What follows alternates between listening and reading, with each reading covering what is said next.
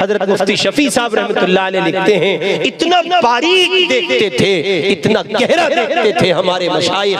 اور اس پر آپ کو مستزاد سناتا ہوں آخری بات کے طور پر اس چیپٹر کے بہت اہم نقطہ.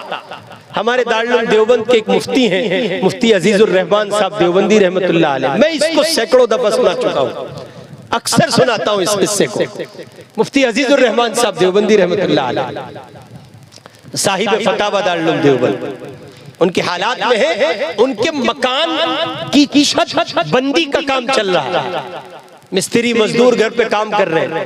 حضرت صبح 7 بجے دارالعلوم گئے تھے، 11 بجے چھٹی ہوئی گھر آئے تو آپ نے دیکھا شدت کی دھوپ ہے اور اس دھوپ کی تمازت میں ایک مزدور مٹی ڈھو رہا ہے، نیچے سے تسلا بھرتا ہے، سر پہ رکھتا ہے، سیڑھی پر پاؤں رکھتے رکھتے اوپر پہنچتا ہے، تھکن سے چور ہے، پسینوں میں شرابور ہے. دارالعلوم دیوبند کا یہ مفتی اعظم، علماء دیوبند کا یہ سپوت حضرت رحمت اللہ علیہ نے فرمایا نیچے آؤ. اس مزدور کو نیچے لائے، فرمایا چارپائی پہ لیٹ جاؤ. اس نے کہا اے حضرت کہاں لیٹو؟ کہا حضرت کیسی لیٹو، کہاں نا تم سے؟ وہ لیٹ گیا.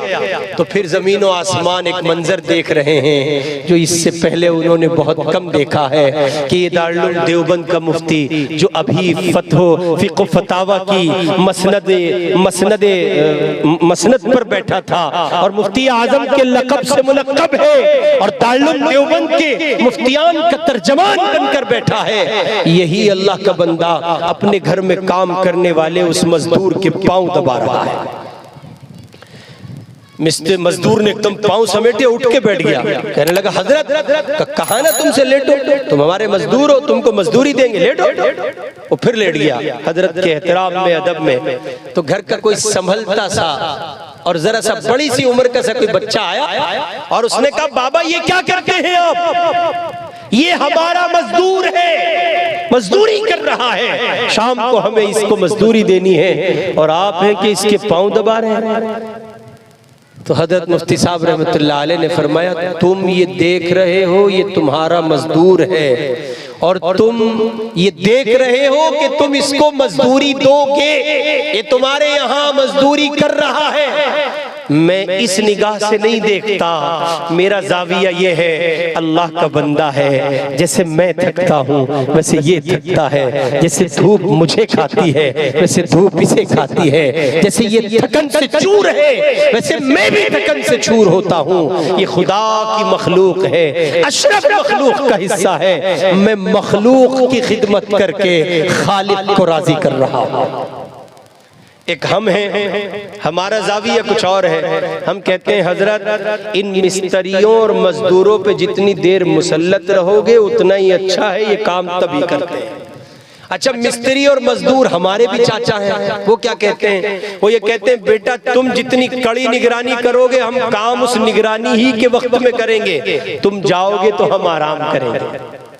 اس لیے اپنا زاویہ بدلیں، سوچ بدلیں، فکر بدلیں.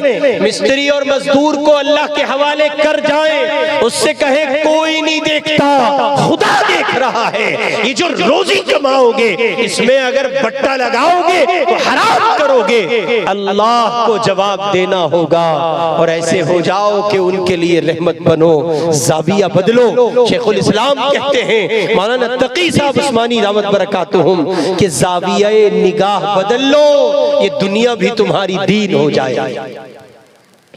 اس لیے وہ 5 پلری عمارت کا پہلا پلر توحید و رسالت کی حفاظت، دوسرا پلر عبادت کی حفاظت، تیسرا پلر اخلاقیات کی تعمیر اور چوتھا پلر حسن معاشرت. حسن معاشرت، آپ کا رشتہ آپ کے باپ کے ساتھ، بھائی کے ساتھ، بیٹوں کے ساتھ، بہنوں کے ساتھ، ماں کے ساتھ، بیویوں کے ساتھ، بھائیوں کے ساتھ، چچاؤں کے ساتھ، خالہ اور خالوؤں کے ساتھ، پھوپھا اور پھوپھیوں کے ساتھ، عزیز داری اور قرابت داری میں اللہ کے بندو ایسے مثالی کردار کے ساتھ رہو کہ لوگ تم سے ملنے کو ترسیں اور کہیں ایک وہ اللہ کا بندہ ہے. چند گھڑیوں کی ملاقات، چند ساعت اس کے ساتھ رہنا زندگی کو ایک نئی سمت دے جاتا ہے. اس لیے اور موجودہ ہندوستان میں اس کی شدید ضرورت ہے، حسن معاشرت کو زندہ کرنے کی شدید ترین ضرورت ہے۔ آپ اڑیسہ کی سرزمین پر 2.5-3% مسلمان حسن معاشرت کے ذریعے وہ انقلاب برپا کر سکتے ہو جس کی زمین میں دنیا مثال دینے سے قاصر ہوگی۔ یہاں آپ اپنی روش بدل دیں، اپنا کردار بدل دیں، ہر ایک ہندو کو سینے سے لگائیں، ہر ایک سکھ کو سینے سے لگائیں، ہر ایک پارسی کے ساتھ حسن معاشرت ہو۔ آپ کا پڑوسی کون ہے، کس مذہب کا ہے، کس سماج کا ہے، کس خاندان کا ہے، کس قبیلے کا ہے، اس کا دھرم کیا ہے، یہ نہیں دیکھنا، اس کے کہنے سے اس کی رعایت اور مروت میں اپنے دھرم پر تو آنچ نہ آنے دینا، لیکن حسن معاشرت میں ایسی مثال قائم کر دینا کہ اس کے غم میں برابر کے شریک، اس کے دکھ میں اس کا دکھ اور درد بانٹنے والے ساتھی، اور اس کی خوشی میں، اس کی مسرت کے موقع پر اس میں دو بالگی پیدا کرنے والے، اس کے بہترین رفیق ثابت ہونے کی ہر ممکن کوشش کیجیے۔ آخری 5واں بنیادی پلر، یہ 5 چیزیں اگر آپ اختیار کرتے ہیں توحید اور رسالت سمیٹ لیتے ہیں، یعنی ان پر عمل پیرا ہو جاتے ہیں، عبادت کی دنیا کو مزین کر لیتے ہیں، اخلاق سنوار لیتے ہیں، زبان کے بول کو میٹھا کر لیتے ہیں، چہرے کے تاثرات کو مثبت بنا لیتے ہیں، لوگوں سے ملنے میں لجاجت، تواضع، مسکنت، عاجزی لے آتے ہیں۔ اللہ کے بندو، حسن معاشرت اگر آپ زندہ کر دیتے ہیں تو 5واں بنیادی پلر ہے حسن معاملات، اور اس کا آسان سا ڈیفینیشن ہے، آپ پر کسی کا نکلتا ہے سو جان سے کوشش کیجئے کہ رہتے ہوئے، اس زمین پر رہتے ہوئے، چلتے ہاتھ پاؤں، آپ اپنے وجود کی موجودگی میں کسی کا نکلتا ہوا دے جائیں، کل پر نہ چھوڑیں۔ آپ پر کسی کا کچھ نکلتا ہے کوشش کریں معاف کر دیں، اور آپ کا کسی پر نکلتا ہے تو معاف کر دیں، اور آپ پر کسی کا نکلتا ہے تو گھڑی کی چوتھائی میں پہلے لمحے اور مرحلے میں اس کی کوشش کریں کہ آپ پر نکلنے والی وہ ایک پائی جس کا وجود کوئی نہ ہو، آپ اس کو ادا کرتے جائیں، اور امام الانبیاء کا وہ فرمان عالی شان اپنے سامنے رکھیں جس میں حضور نے فرمایا، بتاؤ میری امت کا سب سے بڑا غریب کون؟ صحابہ تشریف فرمائیں، صحابہ نے کہا اللہ و رسولہ عالم، نہیں معلوم یا رسول اللہ، اللہ اور اس کا رسول زیادہ جانتا ہے، امت کا سب سے بڑا غریب کون ہے؟ حضور نے فرمایا میری امت کا سب سے بڑا مفلس وہ ہے جو احد پہاڑ جتنی نیکیاں لائے گا۔ 7 کلومیٹر کے دائرے میں پھیلا ہے احد پہاڑ، ایسے ذخیرے نیکیوں کے اس کے پاس ہوں گے، مگر لوگوں کو ستایا اتنا ہوگا، حسن معاملات میں بد معاملگی اس درجے بڑھی ہوئی ہوگی کہ اس پر حقوق واجبہ اتنے نکلتے ہوں گے کہ اللہ کی طرف سے یہ اعلان ہوگا تمہارے ذمے جس کا جو نکلتا ہے ادا کرو۔ اور حضرت وہاں ریال نہیں چلتا، وہاں ڈالر نہیں چلتا، دینار نہیں چلتا، پاؤنڈ نہیں چلتا، وہاں نہ سعودی ریال چلتا ہے، نہ قطری، نہ عمانی، نہ بحرینی، کوئی ریال نہیں چلتا۔ اور جب ریال نہیں چلتا تو روپے کو کہاں لائیں گے، ٹکے کو کہاں لائیں گے؟ بھٹی میں جھونک دیجئے پھر کچھ نہیں۔ جب ڈالر نہیں، ریال نہیں، پاؤنڈ نہیں، دینار نہیں، درہم نہیں، کچھ نہیں، تو پھر روپا کہاں شمار ہوگا؟ ہرگز نہیں۔ وہاں تو اللہ یہ فرمائیں گے اس کو راضی کرو۔ راضی کیسے ہوگا؟ بھائی مان جاؤ، نہ تم نے گالیاں بہت دی تھیں، مان جاؤ، نہیں تم نے زمین دبائی ہوئی ہے، اس کا بدلہ دو۔ تم پر ہماری رقم نکلتی ہے، کاروبار میں انویسٹ کرنے کے نام پر لی تھی، فروڈ کر گئے، کھا گئے، زمین دبا لی تم نے، ہمارا مال واپس کرو۔ اللہ کہیں گے اسے راضی کر، اس کی رضا میں تیری جنت چھپی ہے۔ وہ راضی کرے گا، نیکیاں دے گا، تھوڑی دی، پھر دوسرے کو دی، پھر تیسرے کو دی، پھر چوتھے کو دی۔ آقا کہتے ہیں احد پہاڑ جتنی نیکیاں لوٹاتا جائے گا اور تنہا کھڑا رہ جائے گا، پھر بھی حق واجب اس کے ذمہ ہوگا۔ اللہ کہیں گے اب لوگوں کے گناہ اس پر لاد دو۔ نتیجے میں اس اللہ کے بندے کہ جنت نہ آ سکے گی، جہنم آئے گی، اس لیے 2 نفل کم پڑھ لو، 2 رکوع تلاوت کم کر لو، 2 تسبیح کم پڑھ لو، مگر یہ کہ کسی کا حق واجب نکلتا ہو اس کو ادا پہلے کر۔ آج کل لوگ وظائف بہت پڑھتے ہیں، تسبیح بہت پڑھتے ہیں، اذکار بہت پڑھتے ہیں، معمولات بہت پڑھتے ہیں، بڑے حضرت سمجھے جاتے ہیں۔ دنیا ان کی تسبیحات، اذکار، معمولات اور معمولات ان کی مثالیں پیش کرتی ہے، بڑے تہجد گزار ہیں، حضرت نہ پڑھے تہجد نہ پڑھے، اس لیے کہ ممکن ہے 100% ممکن ہے یہ بات کہ اللہ آپ سے یہ نہ پوچھے کہ تہجد پڑھی کہ نہیں پڑھی، لیکن یہ ضرور پوچھے گا کہ فلاں کے پیسے تمہارے دن میں نکلتے تھے، حضرت آپ تو بہت نیک تھے، بہن کو میراث میں سے حصہ کیوں نہیں دے کے آئے؟ دینا تھا، ہم نے تو بڑی مہنگی شادی کر دی تھی، یہ بھی کرنا تھا۔ ہاں یہ بھی کرنا تھا۔ بہنیں گہار لگاتی مر جاتی ہیں، بہنوں کو میراث دینے والا کوئی نہیں۔ آگے سے لوگ یہ کہہ دیتے ہیں کہ ہماری بہنیں لیتی نہیں ہیں، ہماری آپی، ہماری باجیاں لیتی نہیں ہیں۔ اس پر ہم ایک بات کہتے ہیں، میاں وہ جو آپ کی باجی کے ساتھ باجا لگا ہے نا، باجا یعنی بہنوئی، کسی دن اسے اشارہ دے کے دیکھو کہ ہم باجی کا حصہ دینا چاہتے ہیں، وہ اگر آپ کو بھی اٹھا کے نہ لے جائے تو کہنا آپ کہتے ہو بہن نہیں لیتی، آپ کہتے ہو باجی لیتی، ارے وہ لیتی کیوں نہیں، اس پر کبھی غور کرو، بڑا حساس پہلو ہے۔ آپ کی بہن آپ سے اس لیے حصہ نہیں لیتی ہے، اسے یہ ڈر ہے اگر میں نے حصہ لے لیا میرے بابا کا 20 سال پرانا آنگن چھوٹ جائے گا، اسے یہ ڈر ہے وہ دہلیز چھوٹ جائے گی جہاں میرا بچپن گزرا ہے، اسے یہ ڈر ہے وہ بیٹھک چھوٹ جائے گی جہاں میں نے اپنے بابا کو ساری زندگی قیام و آرام کرتے دیکھا ہے، وہ ان یادوں کو بیچنا نہیں چاہتی ہے، اس لیے وہ سمجھوتا کر لیتی ہے اور ایک بڑی رقم چھوڑ کر وہ خاموشی سے اپنے دنیا کو آباد کر لیتی ہے اور اپنے جہان میں پاؤں پسار لیتی ہے۔ آپ سمجھتے ہیں کہ باجی بڑی خوددار ہے اور وہ لینا نہیں چاہتی ہیں، آپ ضمانت دو کہ آپ اس کی اس خوشی کو نہیں چھینو گے، پھر وہ لیتی ہے کہ نہیں لیتی یہ ہم بتائیں۔ اس لیے بہنوں کو میراث دیجئے، ورنہ پھنسیں گے، لٹکے رہ جائیں گے، جنت خطرے میں پڑے گی۔ سارے معاملات، سارے معمولات، اذکار، وظائف، اوراد، تلاوت اور نہیں معلوم کیا کیا سب کوششیں اور کاوشیں آپ نے کی ہوں گی، سب دھری کی دھری رہ جائیں گی اگر بہنوں کو میراث نہ دیا ہوگا۔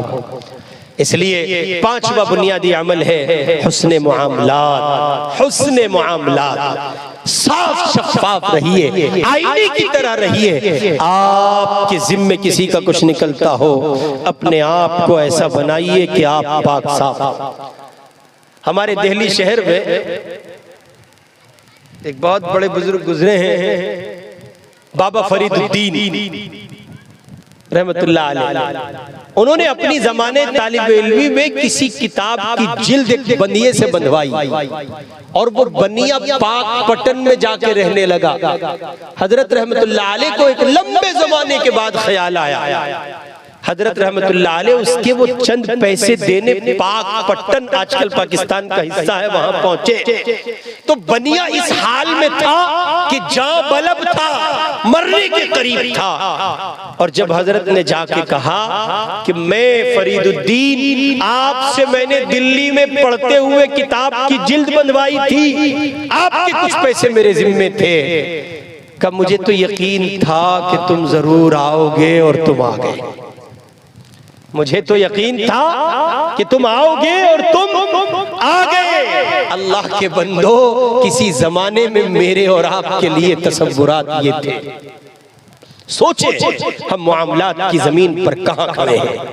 آپ کے ذمے کسی کا کچھ نکلتا ہے، پہلی فرصت میں ادا کیجئے، اور آپ کا کچھ نکلتا ہے چھوڑ سکتے ہو، وسعتیں خدا نے عطا کی ہیں تو چھوڑ دیجئے۔ یہ 5 باتیں حضرت والا شیخ الاسلام مولانا تقی صاحب عثمانی دامت برکاتہم نے لکھی ہیں کہ اس زمانے میں، اور یہ حضرت حکیم الامت کا تیار کردہ نسخہ ہے، اس زمانے میں کوئی آدمی یہ چاہتا ہے کہ وہ پورے اسلام کو اپنی زندگی کا حصہ بنائے تو اس کے ذمے لازم ہے کہ وہ یہ 5 باتیں اپنی زندگی کا حصہ بنا لے، توحید اور رسالت پر قائم رہے، عبادات پر قائم رہے اور حسن اخلاق کی دنیا آباد کرے، معاشرت کو بہتر بنائے اور معاملات کی دنیا کو اخلاق حسنہ سے، شریعت سے، سنت سے مزین کرے، نتیجے میں اللہ اس کو کل کے کل اسلام پر عمل پیرا فرما دیں گے۔ یہ کچھ غیر مرتب سی باتیں اس گنہگار نے آپ کی خدمت میں رکھی۔ اسی ایک مہینے میں 2 مرتبہ آپ کی دوسری مرتبہ یہ آپ کی خدمت میں حاضری ہے، اپنے جذبات، اپنے احساسات اور اپنی فکر آپ کے سامنے رکھی ہے۔ واعظ مقرر تو بڑے لوگ ہوا کرتے ہیں، مجھ سے پہلے آپ کے حضرت شیخ الحدیث صاحب دامت برکاتہم نے بڑی مفصل اور جامع گفتگو کی ہے۔ آپ اپنے ان مشائخ کا، اپنے ان علماء کا اور اپنے ان بزرگوں کا بھرپور احترام اپنے ذمہ واجب رکھیے اور ان کی قدر و منزلت کو سمجھیے۔ ہم مہمان ہیں، چند ساعتوں کے ہیں، صبح آپ کے درمیان سے رخصت ہوں گے، یہ آپ کے میزبان ہیں، آپ کے مقامی علماء ہیں، ان سے استفادہ کیجئے اور اس نعمت کو نعمت سمجھیے، اللہ اس میں بھرپور اضافہ فرمائیں گے۔ خدا آپ کو شاد و آباد رکھے۔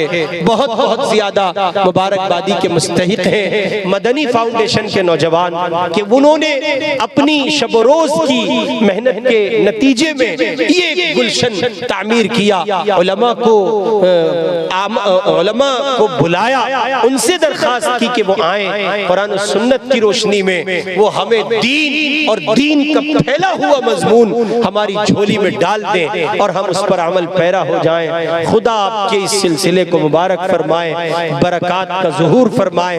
اس گنہگار نے بھی کچھ غیر مرتب سی باتیں آپ کی خدمت میں رکھی ہیں، اللہ عمل کی توفیق عطا کرے۔ اب تو جاتے ہیں میں کدے سے میر، پھر ملیں گے گر خدا لایا۔ وآخر دعوانا ان الحمدللہ رب العالمین۔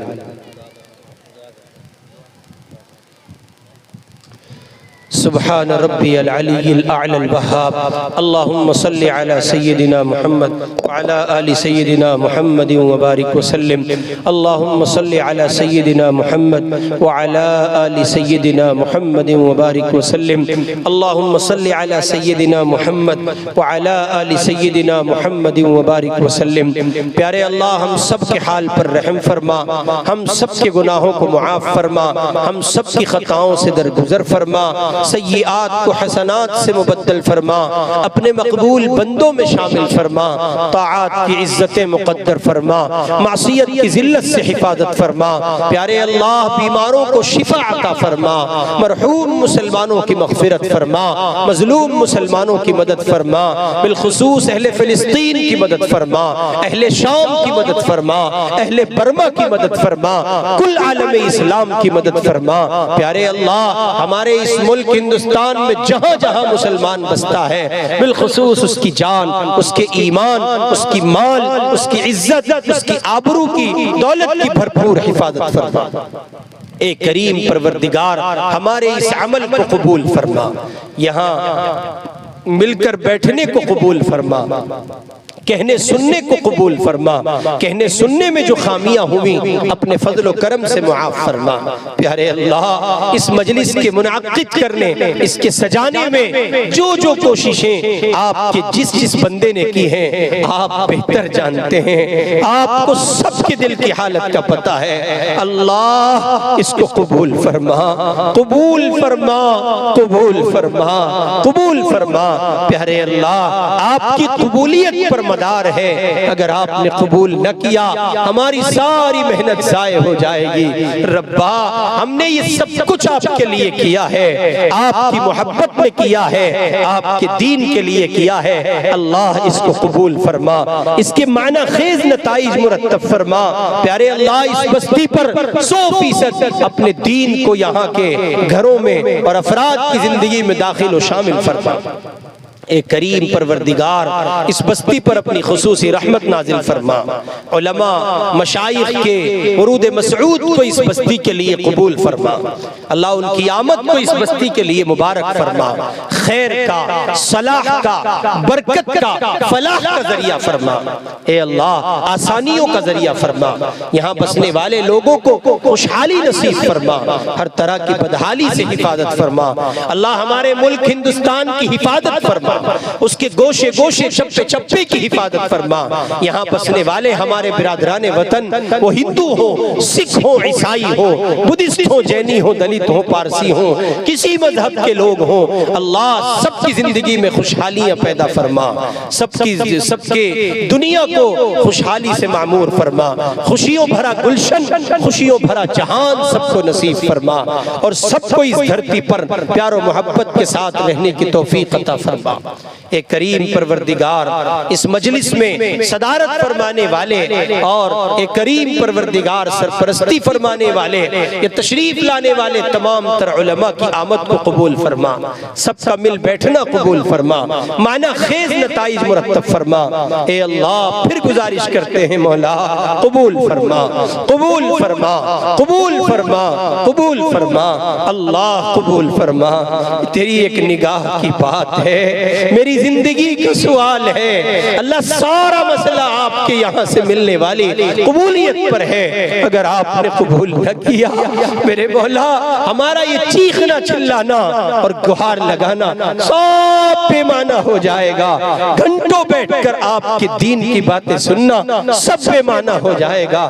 اللہ قبول فرما لیجئے، اللہ قبول فرما لیجئے، برکات کا ظہور فرما دیجئے، ہر خیر عطا کر دیجئے، ہر شر سے بچا لیجئے۔ جن بھائیوں نے بہنوں نے دعاؤں کے لیے کہا لکھا، توقع رکھتے ہیں، ان کی جائز تمناؤں کو پورا فرما دیجئے، جائز حاجات کی تکمیل فرما دیجئے، ہمارے کاروبار میں خوب خوب برکتیں عطا کر دیجئے۔ پیارے اللہ مدارس کی، مساجد کی، خانقاہوں کی، مزارات کی بھرپور حفاظت فرما دیجئے، دعوت و تبلیغ کے کام کی بھرپور حفاظت فرما دیجئے، جمعیت علماء ہند کی حفاظت فرما دیجئے، مسلم پرسنل لا بورڈ کی حفاظت فرما دیجئے، اللہ ہمارے اوقاف کی حفاظت فرما دیجئے، اس ظالم حکومت کا خاتمہ فرما دیجئے، امن پسند لوگوں کو اقتدار عطا کر دیجئے، اللہ ملک میں جمہوریت کے ڈھانچے کی حفاظت فرما دیجئے، سیکولرزم کی حفاظت فرما دیجئے، سب کو اپنی اپنی آستھا پر کھل کر جینے کے مواقع عنایت فرما دیجئے۔ اللہ ظالموں کو پکڑ لیجئے، ظالموں کی گرفت فرما لیجئے، اللہ ظالموں کو نیست و نابود کر دیجئے، نشان عبرت بنا دیجئے، اللہ مظلوموں کی آہو پکار سن لیجئے، فلسطین کے مظلوموں کی مدد فرما دیجئے، اسرائیل کا خاتمہ فرمائیے، اللہ امریکہ کو ذلیل فرما دیجئے، عالم کفر کو ذلیل فرما دیجئے، عالم اسلام کی حفاظت فرما لیجئے، ہر خیر عطا کر دیجئے، ہر شر سے بچا لیجئے، جنہوں نے دعاؤں کے لیے کہا لکھا توقع رکھتے ہیں ان کی جائز تمناؤں کو پورا فرما دیجئے، خیر کے عنوان پر جتنی دعائیں امام الانبیاء حضرت محمد الرسول اللہ صلی اللہ علیہ وسلم نے مانگی ہیں، ان تمام دعاؤں میں ہم گنہگاروں کو حصہ عطا کر دیجئے۔ پیارے اللہ جتنی چیزوں سے پناہ چاہیے ہے ہمیں پناہ عطا کر دیجئے، ہماری مائیں بہنیں بچیاں بھی ایک کریم شریک بزم ہیں، ان تمام دعاؤں میں ان کو بھی شامل فرما لیجئے، ان کی من کی مرادیں پوری فرما دیجئے، جائز حاجات کی تکمیل فرما دیجئے، ہر خیر عطا کر دیجئے، ہر شر سے بچا لیجئے، ہماری تمام دعاؤں کو محض اپنی رحمت سے قبول فرما لیجئے، نبی پاک صلی اللہ علیہ وسلم کے صدقے طفیل قبول فرما لیجئے، وصلی اللہ تعالی علی خیر خلقہ سیدنا محمد وآلہ واصحابہ اجمعین برحمتک یا ارحم الراحمین۔